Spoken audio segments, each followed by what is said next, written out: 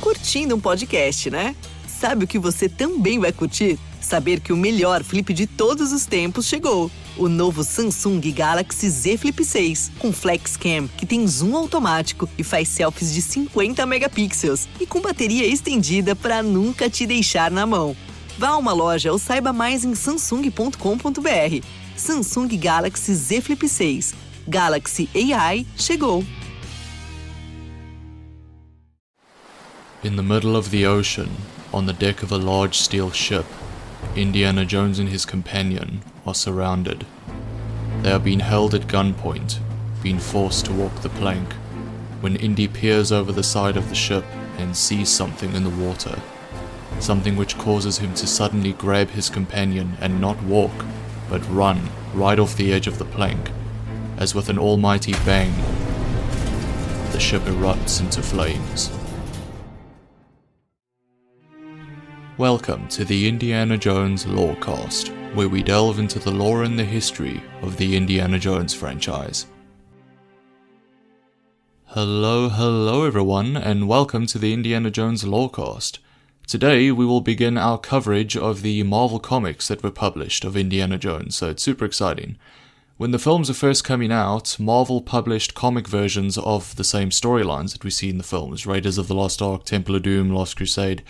But what they also did is publish a whole series of issues that are completely original stories, ones that don't take place in any of the films.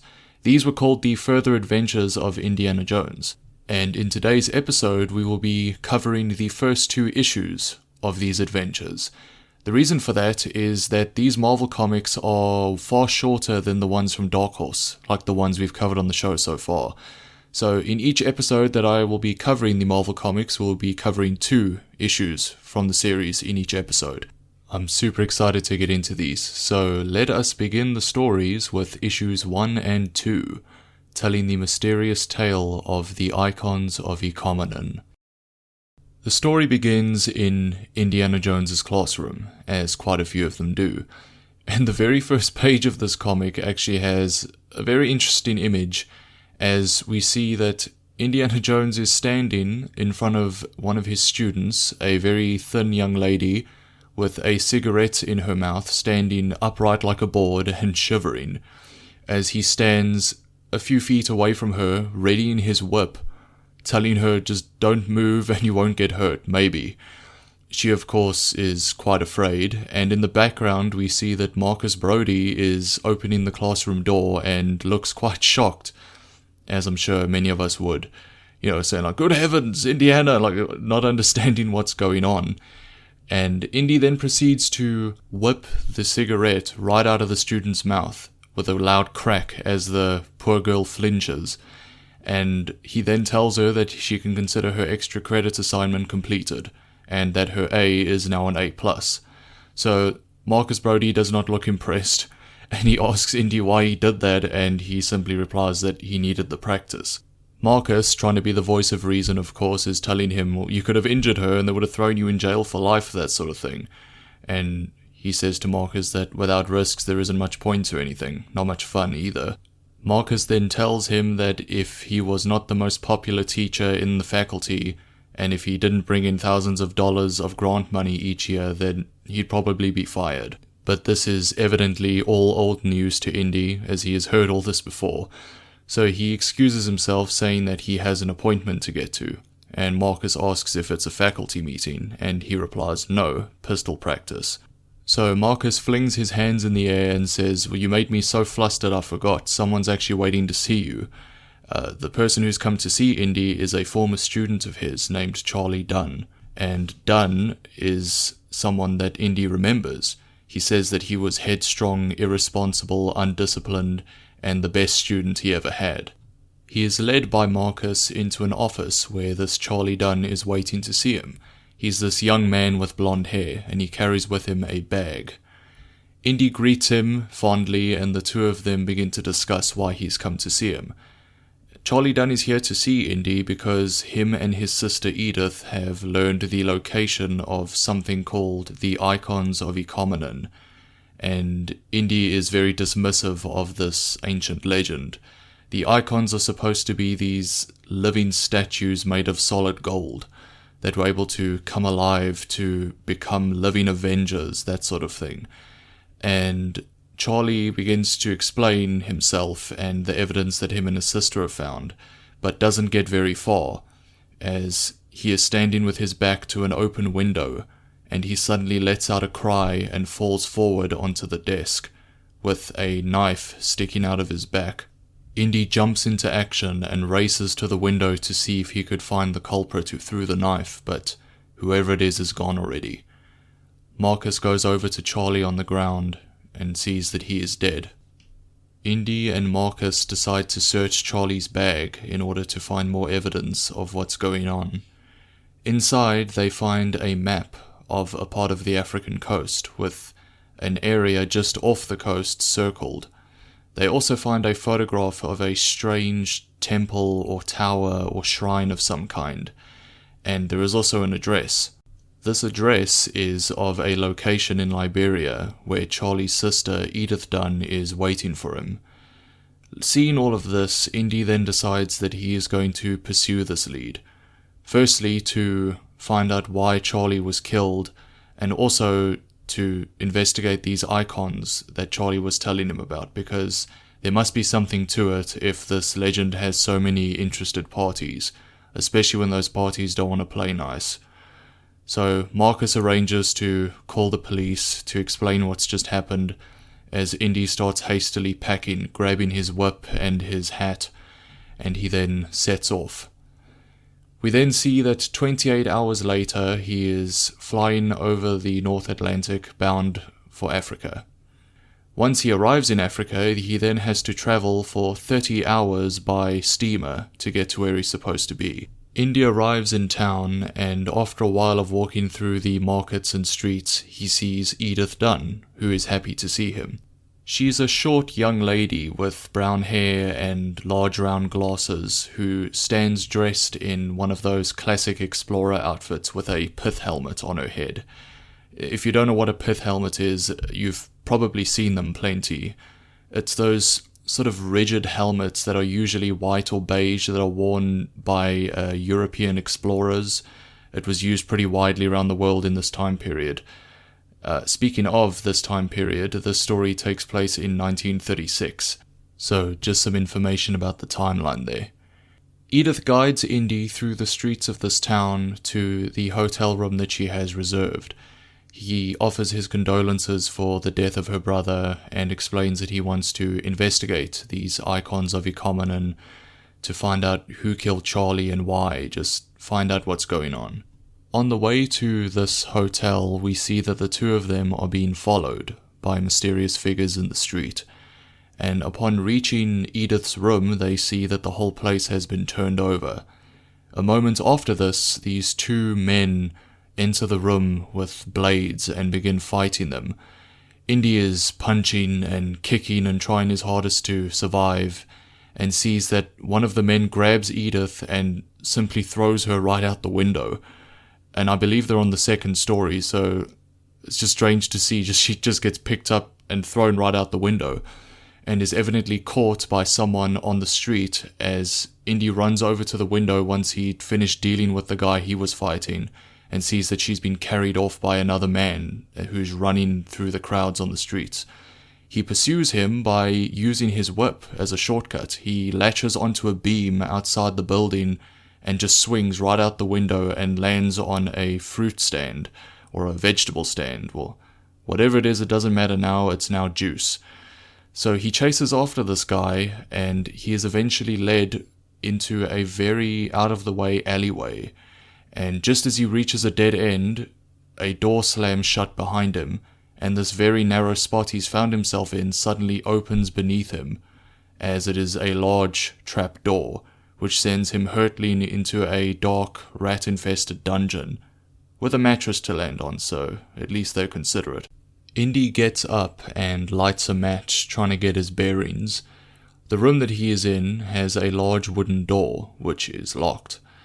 So he remarks that he's lucky that he always carries his own key, as he draws his revolver and just fires at the door until the lock breaks.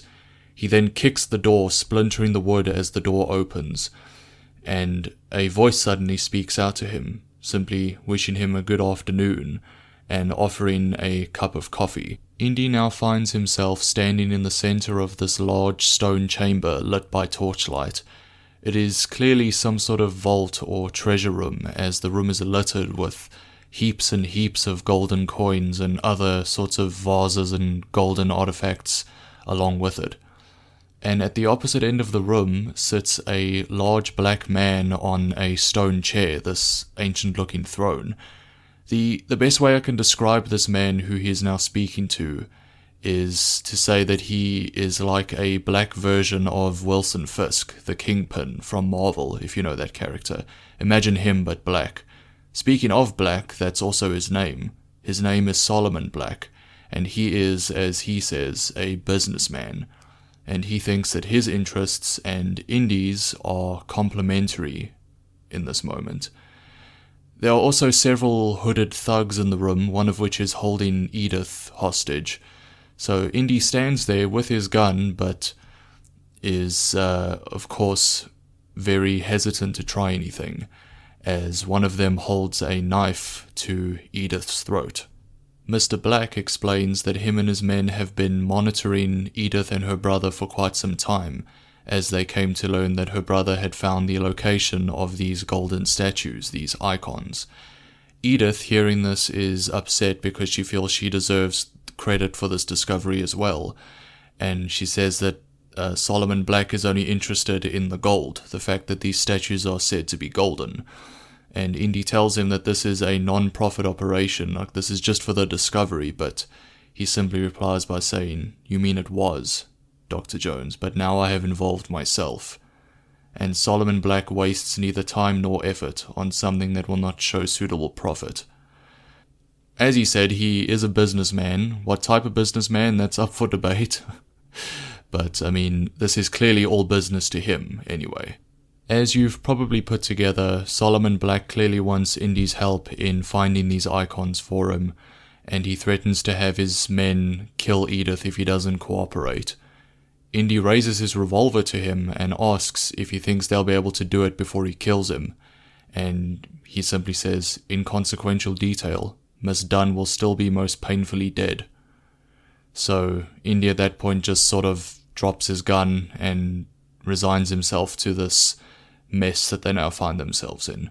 At dawn the next day, as the sun rises over the ocean, Indy and Edith now find themselves aboard a Czechoslovakian ship with a hold full of explosives which are bound for African mines.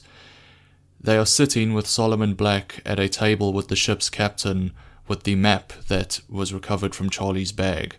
They are discussing where this island is supposed to be, where the icons may be found.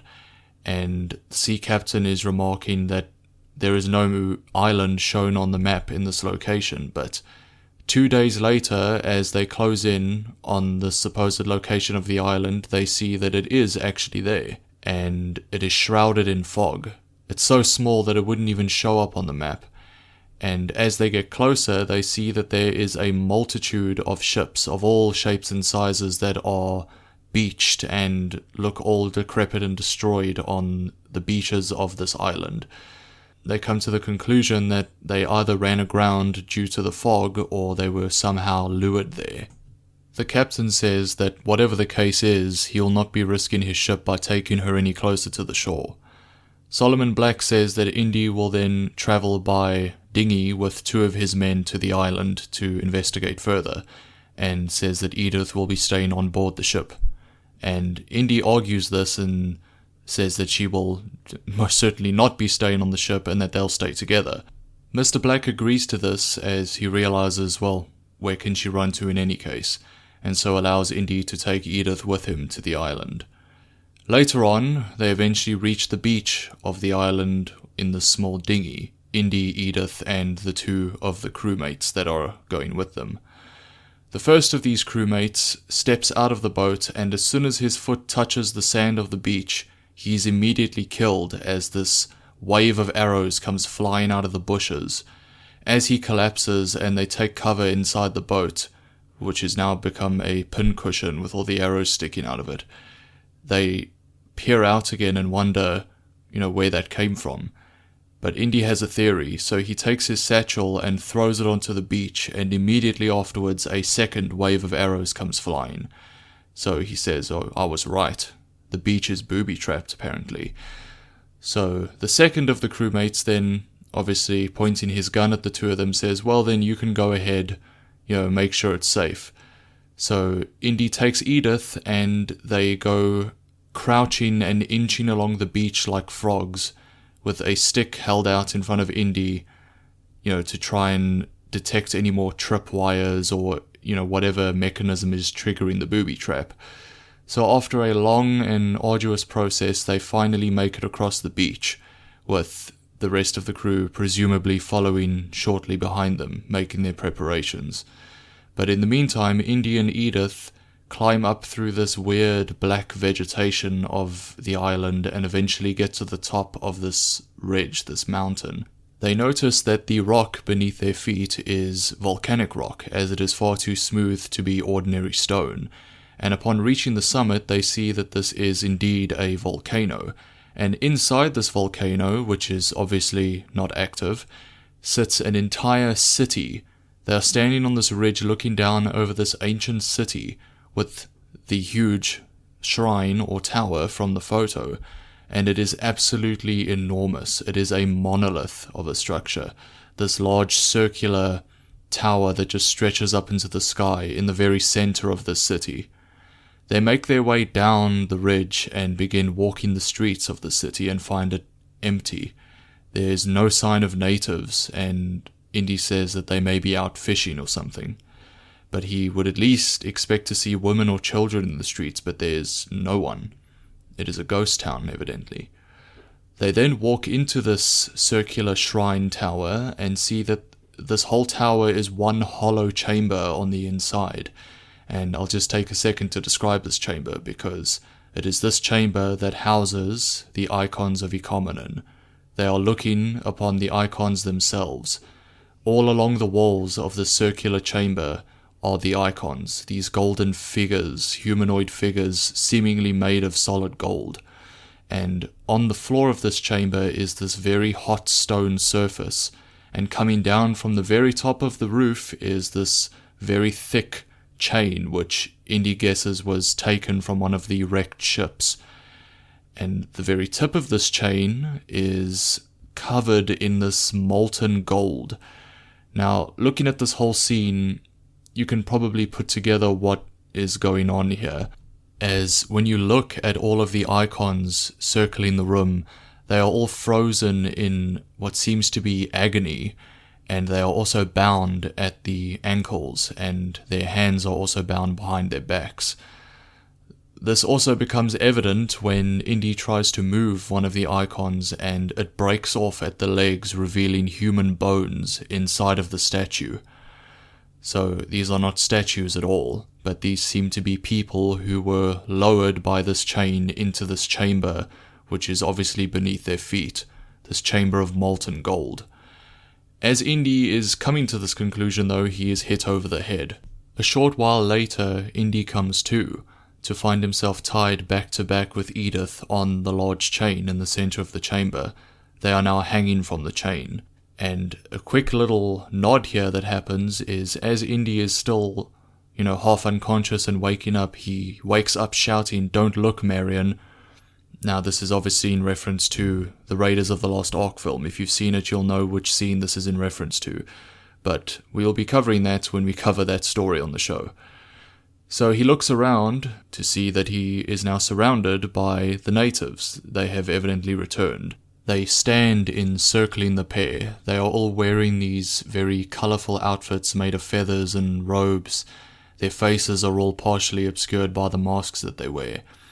And some of them wedge a large stone disc and move it from beneath Indy and Edith's feet, revealing that the chamber beneath them is indeed full of molten gold, bubbling and steaming beneath them. Indy asks if Edith knows who these guys are, and she says that she's not sure, as they broke her glasses when they jumped her, but she thinks that they're all old men, from the sounds of them. And one of these men then pulls a large lever, which starts the process of the chain lowering into the gold.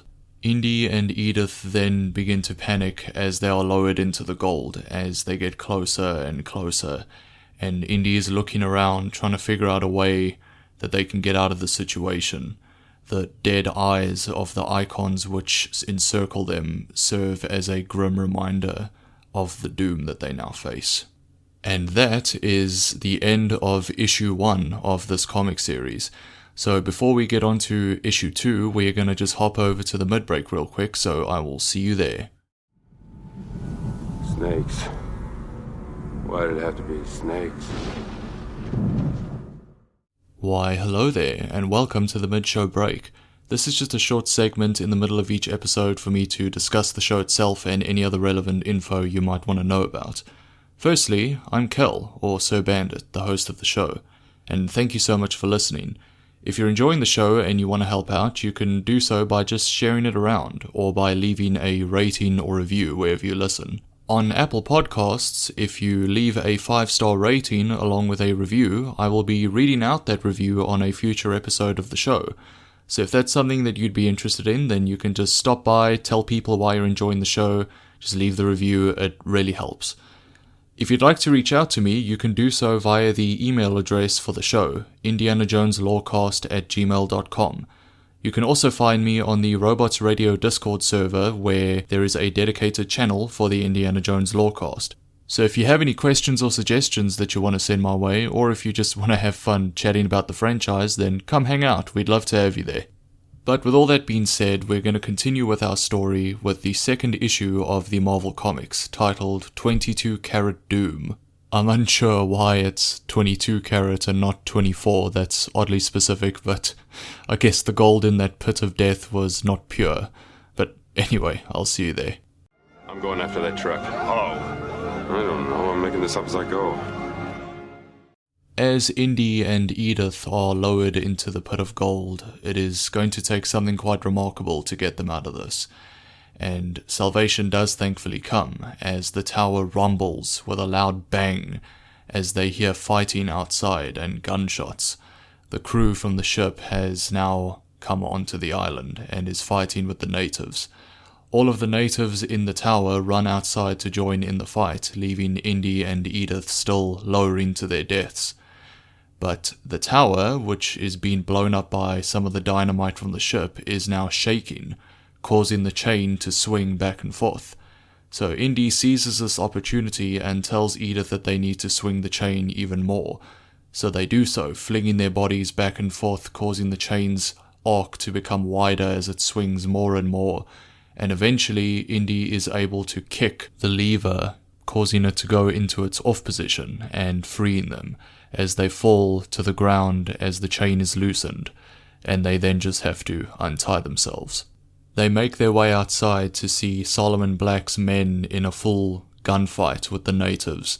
Not that the natives have guns though, so as you can imagine the fight is very much in their favour, and though it is a close call and Solomon Black loses some of his men to the natives, they manage to overcome them eventually, with Indy having to bash down one of the huts to use as cover from the arrows and spears, as him and Edith hide behind it as he defends the two of them.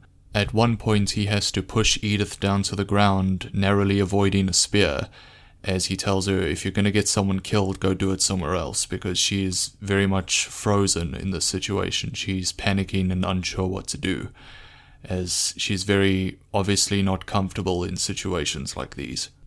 Once the fight is over, Solomon Black and his men make preparations to crate all of the icons and load them onto the ship, and he then gives the order for Indy and Edith to be killed, as their usefulness has run its course to him. But Indy then explains to him that there are inscriptions in that shrine or tower that explain where to find a second lot of icons, golden statues. And so of course Solomon is interested in this and decides to keep them alive for now. So 2 hours later, as the ship is departing, all of the icons on board, Indy and Edith are locked in one of the cabins, And Indy tells her that that was not true, what he told Solomon. He just made that up to stop them from being killed right then and there. So he says that they need to get to the communications room in order for him to maybe send out a distress call of some kind. So the plan that they come up with is for Edith to change into a nightgown sort of thing and let her hair down, and she then opens the door to the cabin, and the armed guard outside sees her and does the whole, the classic, well, hey there, and comes into the room and is immediately just punched in the face by Indy and knocked out. So Indy gives the gun to Edith and tells her to point it at the guard's head, and if he wakes up, to blow it off. He makes his way to the communications room and sees the radio operator sitting there. After grabbing him and yanking him away from his workstation, he then sits down himself and sends a message out to anyone who might be listening in Morse code. He doesn't get to do this for long, however, as a shot rings out from behind him, as a bullet whizzes right past him and destroys the equipment on the desk. And Edith is then caught by the armed guards of the crew, who catch them both, and they are then led to the deck of the ship. On the deck of the ship, Solomon Black explains that he is now fed up with them. Indy had secured their safety by explaining that the inscriptions he found in the shrine could only be deciphered by less than a dozen people on Earth, and that he was one of them. This obviously made Solomon want to keep them alive, but now he explains that he has shown himself to be untrustworthy, so he is going to have them walk the plank, as he is, as he says, deeply traditional by nature. Unseen by all of them, about a half league away, a periscope emerges from the ocean and is fixed on the ship. In this submarine, an order is barked, and suddenly a torpedo is shot at the ship. This is a German submarine. Indy, looking over the side of the ship, luckily sees the torpedo hurtling towards them beneath the waves, and thinks to himself, the Nazis aren't getting along with the Czechs these days, so I guess we won't walk the plank, we'll run. So he leaps off the edge of the plank with Edith in his arms as the ship erupts in an enormous explosion as the sea catches fire around it, as the stern of the ship is raised as it sinks, exposing its huge rudders as they swim away. A large crate holding one of the icons inside surfaces, and the two of them hold on to it as not far away from them the German U-boat surfaces. Later on, we see a dripping Indy and Edith standing on the top of the submarine as some of the sailors load the crate on board, and Indy is pointing at the captain, basically saying to him that, my country and yours aren't officially at war, not yet, so dunking a couple of US citizens probably makes you guilty of about 8 international crimes. I don't know who would find out about it, but anyway, the captain seems to listen. So he just asks him, hey, can you just give us some dry clothes and get us and our property back to America, and we'll call it square. We then cut to 1 month later, exactly 1 month later, as the German submarine breaks the surface of the water with the skyline of New York City in the background. So they've just sailed all the way to New York City, and I doubt that Indy and Edith are going to explain how they got back home, because I'm sure no one would have been happy to know that there was just a U-boat right in the harbor. But anyway, I suppose it's nice of them to give them a lift. It's just a really weird situation. That same afternoon, at an airport, we see that Edith has hired a plane and is having the icon loaded onto it. And she is saying that the museum will be dedicating an entire wing to us. And when Indy asks, do you mean you and your brother? And she says, no, to me and my icon. Oh, it's a shame that Charlie was murdered and all. And she said that she's the one who took the risks and deserves the glory, every bit of it. And Indy then asks if he can come along for the flight, and she kind of snaps at him, asking what for, so you can hog some of the spotlight? And he says that no, she's welcome to the fame. He's not interested in that. He just feels an obligation to Charlie, an obligation to just watch over her to make sure she's okay, and she agrees to let him come along. Later on, as they soar through the clouds, Indy says to her, "I'll say it again, Edith, you amaze me. You might still get clean away with it." When she asks what he's talking about, he says, "Charlie's murder." "You really did want the glory for yourself, didn't you?" he says. "Or was there another reason? Were you tired of always being in Charlie's shadow? Did you hate him for that?" And she whips her head around and says, "How dare you?" But he tells her to can it, saying that he suspected her from the very beginning, but ever since their little adventure on the ship, he's been certain. He tells her that she was really good, and might have fooled him completely, if not for a few small things that happened along the way. Firstly, there was the fact that she mentioned the fact that her brother was killed in Indy's office, even though that was never told to her. And then there was the gunshot aboard the ship. He comes to the conclusion that she's the one who fired at him when he was sending out the Morse code signal, though she couldn't make an accurate shot as she didn't have her glasses, and Solomon Black's men arrived in response to hearing the gunshot. So that was not them, but her.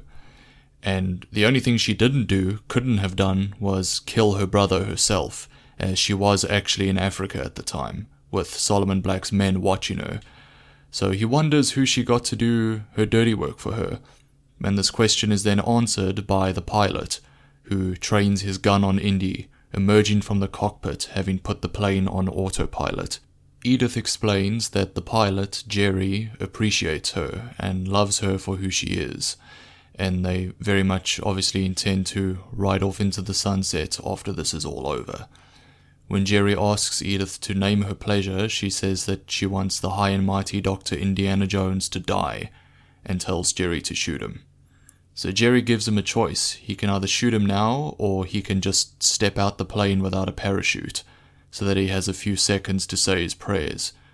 But Indiana Jones, looking very seriously at them from under the brim of his hat, says that there might be a third possibility.